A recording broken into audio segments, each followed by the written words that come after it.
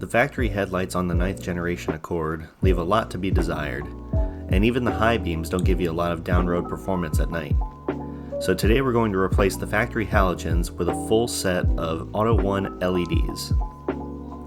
These replacement headlights were generously sent to me by the good folks at AutoOne. The 9005 bulb is the high beam, and the H11 bulb is the low beam. Let's open these boxes up and see what each kit comes with. First, the high beam kit includes some spare O-rings in case they get damaged upon install. The kits themselves are plug and play, designed to work with the OEM wiring harness, and they are constructed out of high quality aluminum for durability. Finally, each bulb has a built-in cooling fan to help dissipate heat.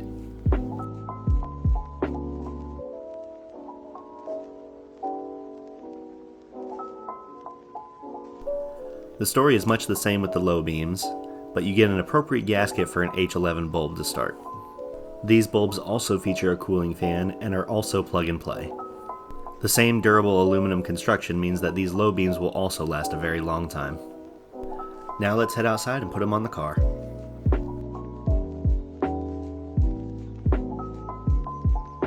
Start by pulling the hood release and opening up the hood.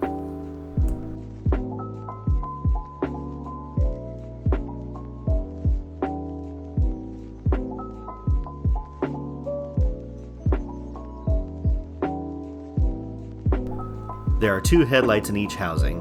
The low beam H11 bulbs will be on the outside corners, and the 9005 bulb high beams will be on the insides. Given the location of the crash beams, you can already see these are going to be weirdly tricky to get to.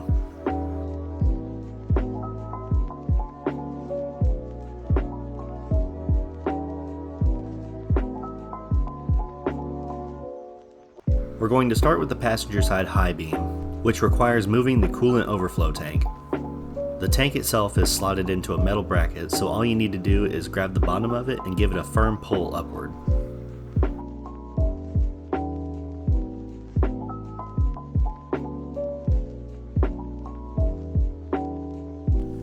Reach in behind the crash beam and find the wiring harness. Push down on the tab to unclip it, and then you can remove it from the bulb. Once the harness is off, grab the back of the bulb and rotate it counterclockwise in order to get it loose in its housing. Turn it about 45 degrees until it stops, and it should be able to pull out relatively easily.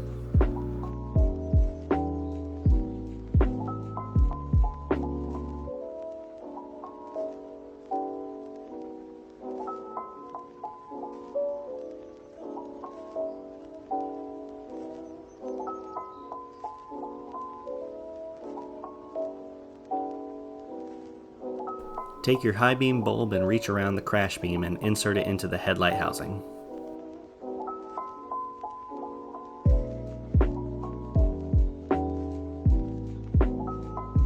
Face the socket down until the teeth engage, and then twist it clockwise 45 degrees until it stops. Finally, plug the wiring harness back into the back of the bulb and you're good to go.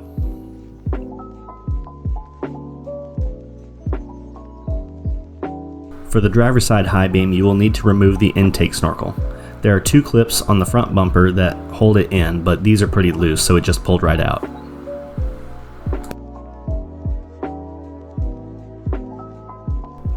Reach into the space you just created and disconnect the wiring harness from the bulb.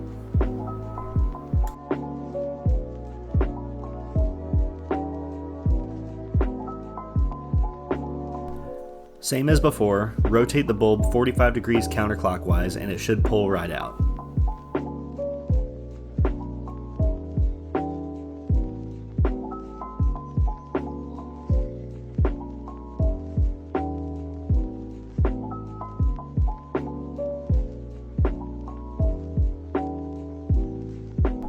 Reach your second high beam bulb under the crash beam and into the headlight housing, this time with the socket facing the passenger side of the car.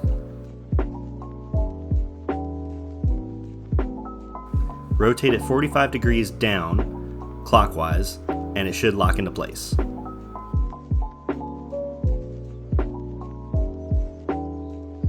Finally, connect the wiring harness back to the bulb.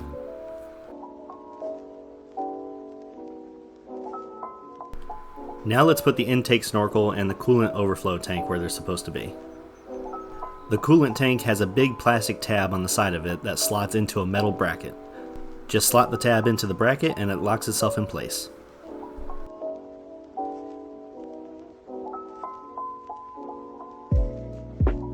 The snorkel is just as easy.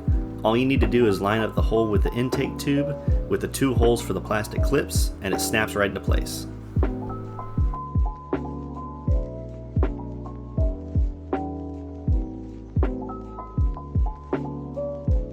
This completes the installation of the high beams. Now let's work on the low lights.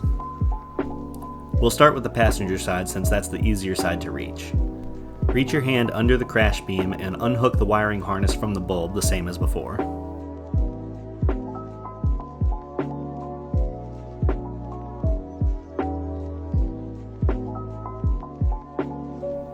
Also, like the high beams, twist the bulb 45 degrees counterclockwise and then give it a good yank to get it out of the housing.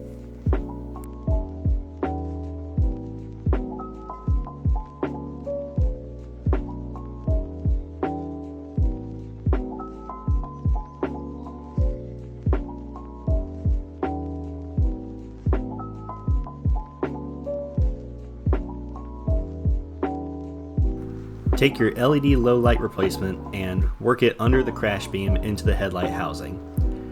Insert it into the housing at a 45-degree angle, diagonal down towards the passenger side of the car.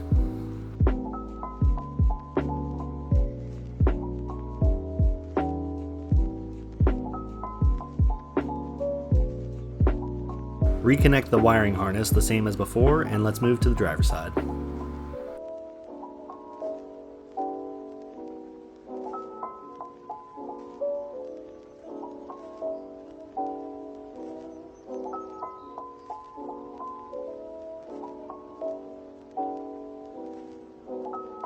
The easiest way to reach the driver's side low light is to remove the battery and work your way under the crash beam that way, but I didn't want to go through all that. So instead I just squished my fingers between the headlight housing and the crash beam and worked with it the same way that I did the other headlights until it came out. It made for some pretty garbage video on this side of the car, but you kind of get the gist at this point what's going on under there. One last time, and same as the other 3, disconnect the wiring harness from the headlight bulb and twist it counterclockwise 45 degrees, and it should come right out.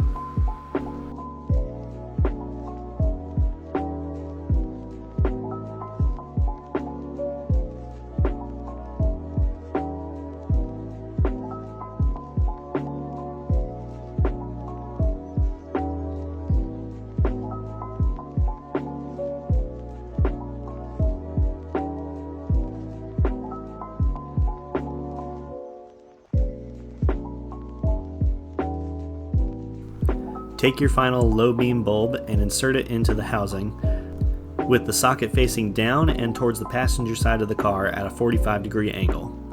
Lock it like the others with a clockwise turn at 45 degrees and it should stay in place.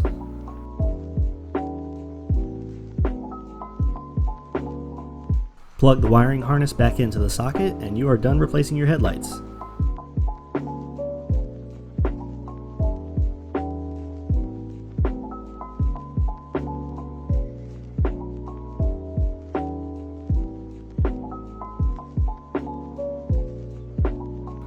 Turn the car on and test the headlights to make sure that they all come on the way that they should.